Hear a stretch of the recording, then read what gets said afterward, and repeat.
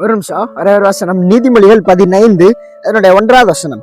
மெதுவான பிரதி உத்தரம் உக்கிரத்தை மாற்றும், கடுஞ்சொற்களோ கோபத்தை எழுப்பும்.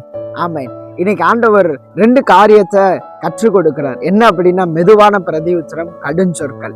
இன்னைக்கு நீங்க எந்த காரியத்தை பயன்படுத்தி கொண்டு இருக்கிறீங்கன்னு நிதானித்து பாருங்க.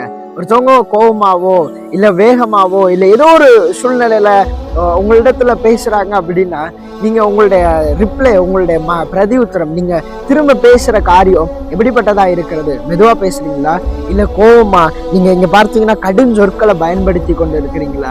இன்னைக்கு அப்படி கடுஞ்சொற்களை பயன்படுத்துவீங்களே அப்படின்னா கோபத்தை எழுப்புகிறதா இருக்கும். கோபம் பெரிதாக பெரிதாக அநேக பிரச்சனைகள், அநேக போராட்டங்கள், அநேக பிரிவினைகள். இன்னைக்கு நீங்க மெதுவா பிரதி உத்தரம் பண்ண கற்றுக்கொள்ளுங்க. மெதுவா பிரதி உத்தரம் பண்ணுங்க.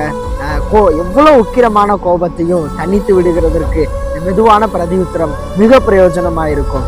பழகுங்க. தேங்க்யூ. God bless you.